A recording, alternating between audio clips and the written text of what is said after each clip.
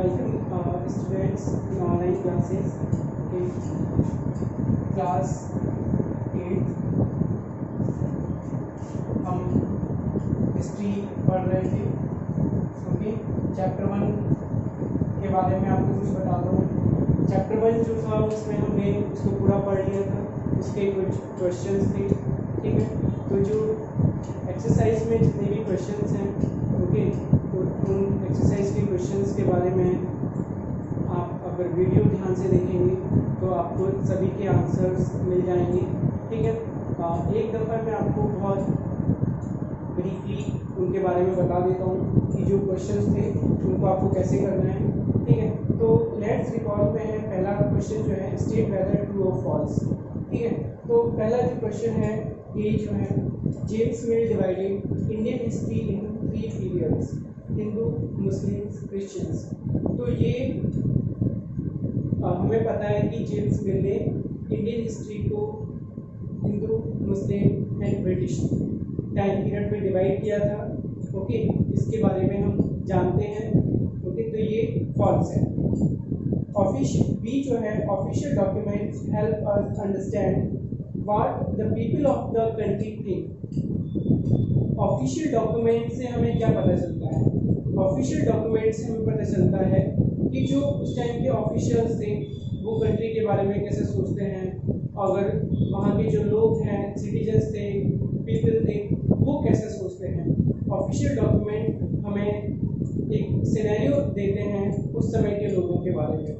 ठीक है, तो ये सही है. See, the British thought surveys were important for effective administration. Britishers का ये मानना था कि जो सर्वेज हैं वो इफेक्टिव एडमिनिस्ट्रेशन के लिए इम्पोर्टेंट है. तो ये सही है, क्योंकि सर्वे के जरिए ब्रिटिशर्स ने रेवेन्यू को बढ़ाने के नए नए आइडियाज़ पर वर्क किया. उन्होंने क्रॉपिंग पैटर्न के बारे में पता लगाया, लैंड होल्डिंग के बारे में पता लगाया, ऑनरशिप के बारे में पता लगाया. ओके, साथ ही साथ उन्होंने फॉरेस्ट के लिए forest survey, okay, archaeological survey, zoological survey, botanical survey ये इस्टेब्लिश किए. इनकी इम्पोर्टेंस को देखते हुए. Okay, let's discuss question number 2. What is the problem with the periodization of Indian history that James Mill offers. James Mill ने Indian history का जो periodisation किया है उससे क्या प्रॉब्लम है? भाई, जेम्स मिल हमें पता है कि हिंदू, मुस्लिम और ब्रिटिश टाइम पीरियड में इंडियन हिस्ट्री को डिवाइड करता है. उसके कहने का मतलब है कि पहले जो रूलर्स थे वो हिंदू थे, उसके बाद जो रूलर्स आए वो सभी मुस्लिम्स थे. तो ये रिलीजियस इंटॉलरेंस को प्रमोट कर रहा है, सुपरस्टिशंस को प्रमोट कर रहा है, पैराकियल मेंटलिटी जो है उसको प्रमोट कर रहा है, नैरो माइंडेडनेस. ओके, ये सीधा सीधा ये कह रहा है कि भाई पहले हिंदू रूलर्स थे, उसके बाद मुस्लिम रूलर्स आ गए. तो कभी भी हमारे कंट्री में एक फेथ का हर जगह पे रूल तो नहीं रहा है ना. अगर आप ये कहें कि नॉर्थ से लेके साउथ तक या वेस्ट से लेकर ईस्ट तक एक ही रिलीजन हमें हर समय रहा हो, ऐसा तो नहीं रहा है. ओके, हमारी जो डाइवर्सिटी है वो स्टार्टिंग से ही रही है. ओके, तो ये जरूरी नहीं कि हर समय एक ही फेथ ने रूल किया हो. तो ये प्रॉब्लम है जेम्स मिल के पीरियडाइजेशन के साथ. ओके, नेक्स्ट क्वेश्चन देखते हैं. Why did the British preserve official documents? Britishers ने ऑफिशियल डॉक्यूमेंट्स को क्यों प्रिजर्व किया? ब्रिटिशर्स ऑफिशियल डॉक्यूमेंट्स को इसलिए प्रिजर्व करते थे ताकि उन ऑफिशियल डॉक्यूमेंट्स को स्टडी किया जा सके, उनके ऊपर डिबेट की जा सके. ओके, और साथ ही साथ इन फ्यूचर ये पता लगाया जा सके कि अगर किसी स्पेसिफिक कंडीशन में कोई डिसीजन लिया गया है तो उसका कॉन्टेक्स्ट क्या रहा है. Okay, question number 4. How will the information historians get from old newspapers be different from that found in police reports. तो आपका क्वेश्चन ये कहता है कि हिस्टोरियंस को किसी पुराने न्यूज़पेपर से जो इंफॉर्मेशन मिलेगी वो किसी पुलिस की रिपोर्ट से कैसे डिफरेंट है, उसमें पुलिस की रिपोर्ट में और पुराने न्यूज़पेपर से जो इंफॉर्मेशन है में क्या अंतर है। भाई देखो, पुराने न्यूज़पेपर से जो इंफॉर्मेशन मिलेगी उस टाइम की गवर्नमेंट के खिलाफ मिलेगी। उस टाइम न्यूज़पेपर्स जो है, मीडिया जो है गवर्नमेंट के खिलाफ लिखता था, लोगों के हक के बारे में लिखता था, ठीक है। उसमें अलग अलग इंफॉर्मेशन होगी, लोकल लेवल की इंफॉर्मेशन होगी, लोकल न्यूज़ होगी, ठीक है, लोगों की जिंदगियों के बारे में इंफॉर्मेशन होगी। लेकिन पुलिस की रिपोर्ट जो है वो एक ऑफिशियल नजरिए से लिखी गई होगी और उसमें ऑफिशियल आपकी ऑफिशियल राइटिंग्स होंगी, ठीक है, और वो गवर्नमेंट के अगेंस्ट नहीं हो पाएगी, ठीक है। You understood? तो ये डिफरेंस रहता है। क्वेश्चन नंबर 5 जो है वो ये कहता है, क्या आप प्रेजेंट टाइम में सर्वेस के बारे में सोच सकते हो? हाँ, तो सोच सकते हैं। अभी कोविड-19 चल रहा है, तो इस टाइम पीरियड में भी अलग अलग सर्वे आते हैं, बताते हैं कि इकोनॉमिक कंडीशंस कितनी खराब हो गई हैं, ठीक है, जीडीपी डाउन जाएगी, ठीक है, लोगों के पास उनकी जिंदगी को चलाने के लिए रिसोर्सेज काफ़ी कम है, ठीक है, काफ़ी लोगों की जो एम्प्लॉयमेंट है, नौकरियां हैं, जॉब्स हैं, वो चली गई हैं। ये सब हमें कैसे पता चल रहा है? सर्वे करते हैं तभी तो पता चलता है, ठीक है। कितने अभी आज का ही एक रिपोर्ट आई थी, ओके, आप एक दो दिन पहले ये रिपोर्ट आई है कि सेंट्रल स्कूल्स जो हैं, केंद्रीय विद्यालय, वहाँ पे 27% स्टूडेंट्स जो हैं वो ऑनलाइन एजुकेशन को एक्सेस नहीं कर सकते, उनके पास रिसोर्सेज नहीं है। तो ये सर्वे से ही तो पता चल रहा है, और इस सर्वे के आधार पर गवर्नमेंट जो है वो रिसोर्सेज की अवेलेबिलिटी को इंश्योर करेगी, आगे की पॉलिसीज और प्रोग्राम बनाएगी, ठीक है। तो सर्वे काफ़ी इम्पोर्टेंट होते हैं, ओके। ये हर सेक्टर में किए जाते हैं और आज भी इनकी अपनी इम्पोर्टेंस है, ओके, ठीक है। तो यहाँ पे स्टूडेंट्स हमारा चैप्टर 1 जो है वो फिनिश होता है। हम नेक्स्ट चैप्टर पे चलते हैं, हिस्ट्री में ही चैप्टर 2, ओके। उसको हम देखेंगे चैप्टर 2 को। चैप्टर 2 जो है वो काफी इंटरेस्टिंग चैप्टर है, ओके। फ्रॉम ट्रेड टू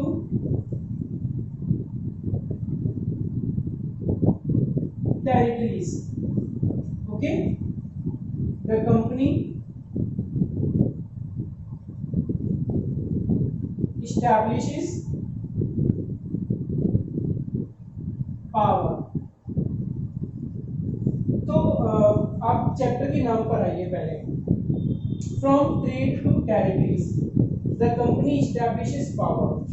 एक तो आपको ये समझना है यहाँ पर किस कंपनी की बात की जा रही है। Reliance, Airtel, Amazon, Flipkart? जी नहीं, इनमें से हम किसी कंपनी की बात नहीं कर रहे हैं, ओके। हम बात कर रहे हैं mainly British east India company के बारे में।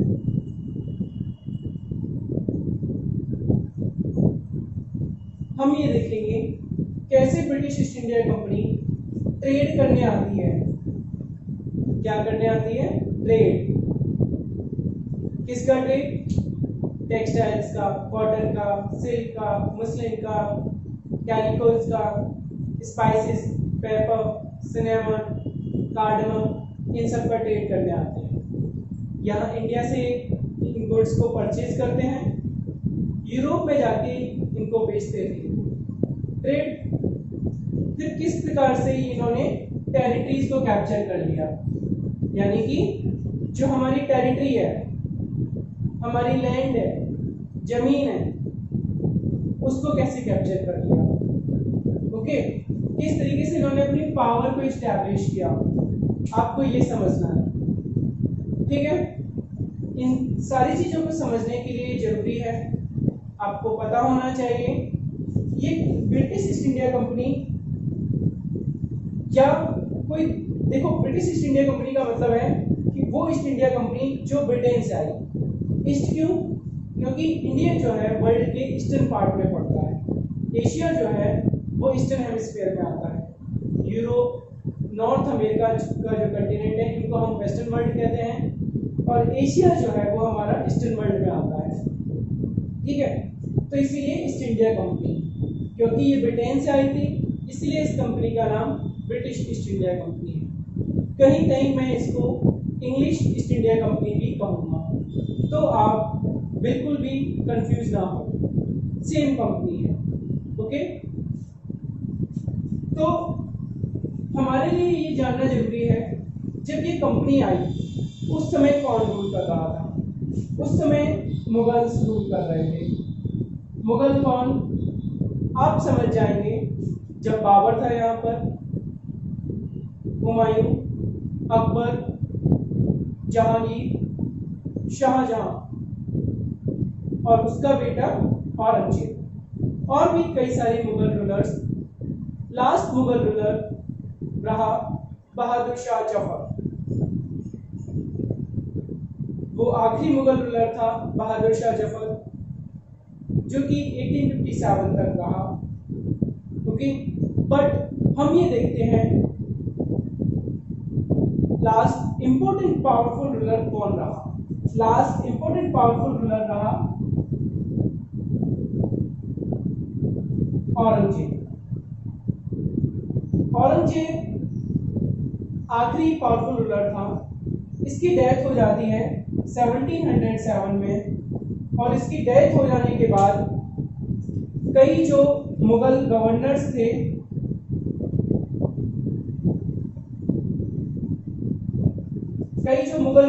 थे और जमींदार थे इनके टाइम पीरियड में, उन्होंने अपनी अथॉरिटी, अपनी पावर इस्टेब्लिश कर ली अपने अपने एरियाज में। क्योंकि औरंगजेब आखिरी पावरफुल रूलर था, उसकी डेथ हो गई। औरंगजेब के बाद जो रूलर्स आए वो कमजोर थे, हर तरीके से पॉलिटिकली कमजोर थे, इकोनॉमिकली वो कमजोर होते चले गए, मिलिट्रीली कमजोर होते चले गए। ठीक है, और एडमिनिस्ट्रेशन को मैनेज करने के लिए उनके पास स्किल्स नहीं थी, उनके जो दरबार थे वो बढ़ चुके थे। इसी का फायदा उठाया मुगल गवर्नर्स ने, जमींदारों ने। इन्होंने अपनी अथॉरिटी को इस्टेब्लिश किया, और जहां पर भी ये मुगल गवर्नर्स थे, like in Awadh, Bengal, Hyderabad, okay, यहाँ पर इन्होंने अपनी अपनी रीजनल किंगडम्स इस्टेब्लिश कर दी। ठीक है, you understood this thing? Okay, तो पहले सारा का सारा रूल जो है दिल्ली से चल रहा था। अब हम देखेंगे कि दिल्ली से कंट्रोल जो है धीरे धीरे कम होता चला गया।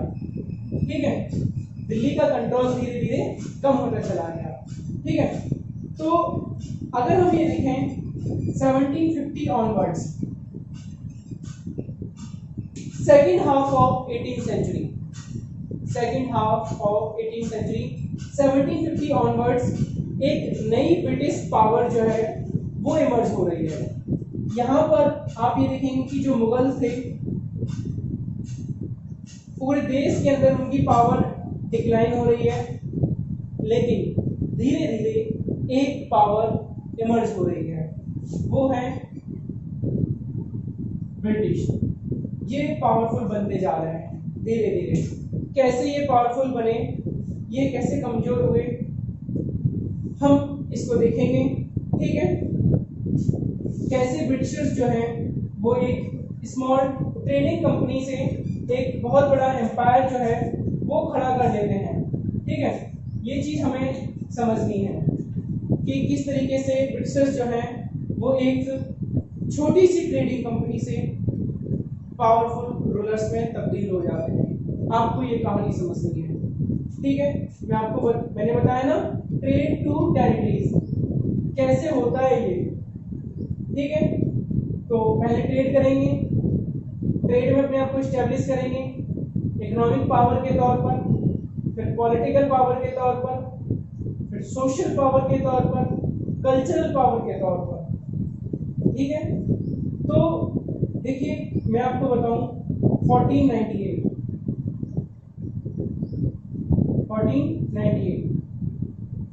एक पोर्तुगीज होता है वास्को डी गामा। इन्होंने इंडिया के लिए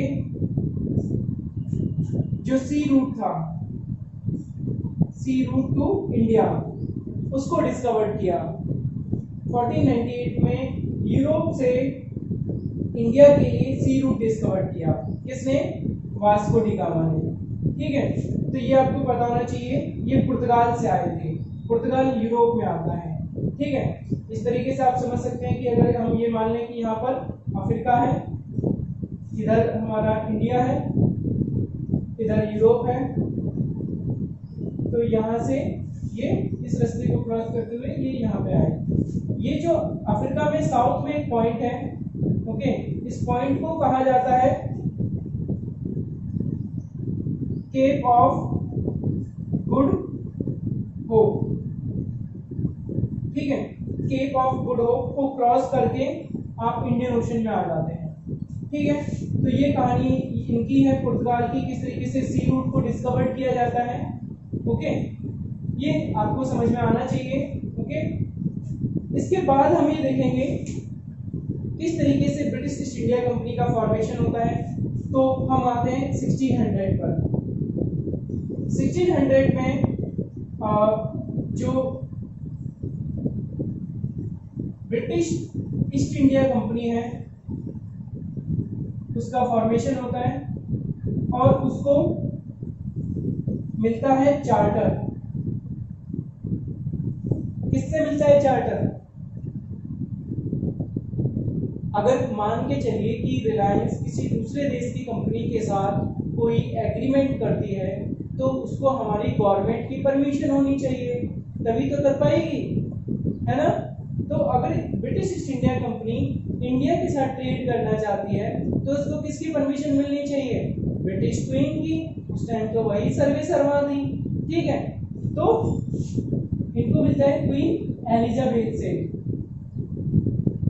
ठीक है, क्वीन एलिजाबेथ इनको चार्टर देती है। चार्टर आप समझ सकते हैं राइट। ठीक है, ब्रिटिश ईस्ट इंडिया कंपनी को कब देती हैं? 1600 में, कि जाओ भाई, हमने आपको ये चार्टर दे दिया और अब केवल आप ब्रिटेन के अंदर केवल ब्रिटिश ईस्ट इंडिया कंपनी जो है वही इंडिया के साथ ट्रेड करेगी, कोई दूसरी ब्रिटेन से कोई दूसरी कंपनी जो है इंडिया के साथ ट्रेड नहीं करेगी। मोनोपोली हो गई, एकाधिकार हो गया ब्रिटेन के तौर पर, तो हम केवल हम ही ट्रेड करेंगे इंडिया के साथ, हमारी मोनोपोली हो गई। ठीक है, तो देखिए इनको चार्टर मिल गया और इस चार्टर की वजह से कोई दूसरी कंपनी जो है ब्रिटेन से इंडिया के साथ ट्रेड नहीं कर सकी। इसका फायदा ये हुआ, ये यहाँ से सस्ते चीप गुड्स परचेज करते थे, यहाँ से और इंग्लैंड में ले जाके हायर प्राइसेस पर उनको सेल किया करते थे। यहाँ से 2 रुपए में खरीद रहे हैं तो यहाँ 200 में बेच रहे हैं, 198 का प्रॉफिट कमा रहे हैं। You understood? ये मोनोपोली का फायदा इनको मिला। बट क्या हम यही समझें कि यूरोप से केवल एक कंपनी हमारे यहाँ पर आई, वो भी ब्रिटिश ईस्ट इंडिया कंपनी? नहीं, यूरोप में अलग अलग देश हैं, ब्रिटेन, फ्रांस, जर्मनी, नीदरलैंड, पुर्तगाल और भी कई सारे। इन सभी ने अपनी अलग अलग कंपनियां बनाई। उन सभी का नाम ईस्ट इंडिया कंपनी था। Portuguese east India company, French east India company, Dutch east India company, ये सभी कंपनियां भी इंडिया में आई। इंडिया में आके इन्होंने ट्रेड करना एस्टैब्लिश किया, ट्रेड करना शुरू किया, ट्रेड करते रहे। लेकिन मान लीजिए कि ये टेस्टर है, केवल खरीदने वाले इसको 4-5 लोग हैं। एक तरफ British east India company, French east India company, Dutch east India company और पोर्तुगीज ईस्ट इंडिया कंपनी। अब ये टेस्टर का जो प्राइस है वो 5 रुपए है। ब्रिटिश ईस्ट इंडिया कंपनी का जो ट्रेडर है वो ये कहता है हम इसका 6 रुपए देंगे। फ्रेंच कहता है हम इसका 7 रुपया देंगे। पोर्तुगीज कहता है 8 दिया। डच कहता है नो दिया। अंडरस्टूड? हर कोई इसको खरीदना चाहता है क्योंकि जिस डस्टर का प्राइस 5 रुपए है वो उस समय उनके देश में जाके लगभग 200 to 300 टाइम्स पर सेल होगा। ठीक है, तो हर कोई इसको खरीदना चाहता है। अब लेकिन जब कंपटीशन है तो कंपटीशन में तो प्राइस बढ़ता जाएगा, तो उतना ही प्रॉफिट क्या होगा, कम होता चला जाएगा। भाई ट्रेडिंग कंपनियों का तो प्रॉफिट कम हो रहा है ना, ठीक है, तो जब ट्रेडिंग कंपनी का प्रॉफिट कम होगा तो वो तो ये सोचेगा ना कि किस तरीके से ये जो हमारी कंपटीटर्स हैं, जैसे ब्रिटिश का अगर सोचें किस तरीके से हम पोर्तुगीज, फ्रेंच, डच इनको बाहर निकालें ताकि हमारे पास कंपटीशन आए। भाई सारे के सारे कंपटीशन पे हमारी मोनोपोली हो, पूरी मार्केट पर हमारी मोनोपोली हो।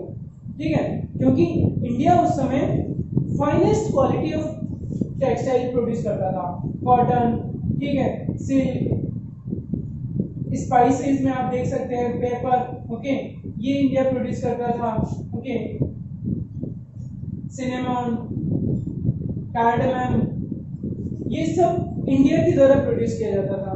और वर्ल्ड में खास तौर से यूरोप में इनकी काफी ज्यादा डिमांड होती थी, यूरोप में इनकी बहुत डिमांड थी। ठीक है, तो उस टाइम एक चीज में एक वर्ड है मैं आपको बता देता हूं, मर्केंटाइल। मर्केंटाइल किसको कहा गया? मर्केंटाइल कहा गया उस बिजनेस एक्टिविटी को जिसमें हम चीपर रेट्स पर गुड्स को परचेज करते हैं और हायर रेट्स पर गुड्स को सेल करते हैं। ओके, तो ये मर्केंटाइल ट्रेडिंग कंपनियां थी, चाहे वो ब्रिटिश हो, फ्रेंच हो, डच हो या पोर्तुगीज हो। ओके, नेक्स्ट क्लास में हम ये देखेंगे किस तरीके से ब्रिटिशर्स ट्रेड से टेरिटरीज पर कब्जे पर आते हैं, किस तरीके से वो दूसरी जो ईस्ट इंडिया कंपनीज हैं उनको डिस्प्लेस करेंगे और इंडियन टेरिटरीज को ऑक्यूपाई करना स्टार्ट करेंगे। ओके, तो स्टूडेंट्स अभी इस चैप्टर में यहाँ तक, लेकिन आपको इसको वीडियो को देखने के बाद 2 क्वेश्चंस के आंसर्स भेजने हैं अपने व्हाट्सएप ग्रुप पर, उनको नोट कर लीजिए, ठीक है, और उनके आंसर्स आपको भेजने हैं। आपका पहला क्वेश्चन है,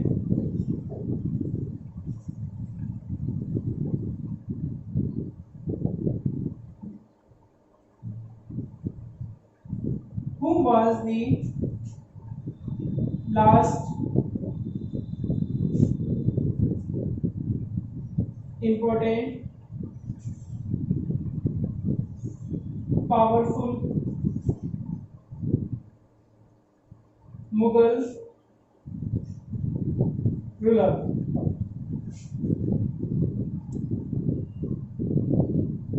आपका क्वेश्चन नंबर 2 है,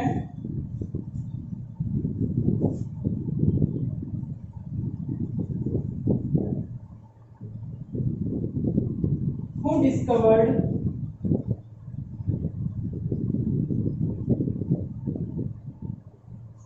the sea route to India from Europe? ये आपके HW है, आपको व्हाट्सएप ग्रुप पर इनके आंसर ओके आज 4 to 6 के बीच में सेंड करने हैं। Okay, thank you.